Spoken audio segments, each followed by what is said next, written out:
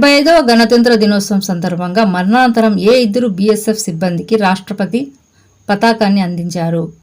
సన్వలారాం విష్ణోయ్, శిశుపాల్ సింగ్. భారత సైన్యంలో సుబేదార్ హోదా పొందిన మొదటి మహిళ ఎవరు? ప్రీతి రజాక్. Next question. ఇటీవల మరణించిన హోగే గింబోగ్ ఏ దేశ అధ్యక్షుడిగా ఉన్నారు? నమీబియా. ఇటీవల ఉత్తరప్రదేశ్లోని ఏ నగరానికి కేంద్రం వాటర్ వారియర్ అవార్డు లభించింది? నోయిడా.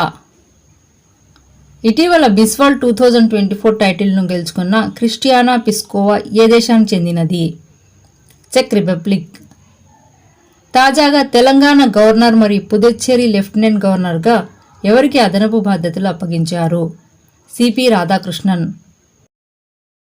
ఇటీవల తన రాజీనామాను ప్రకటించిన లియో వరద్కార్ ఏ దేశానికి ప్రధానమంత్రిగా ఉన్నారు? ఐర్లాండ్.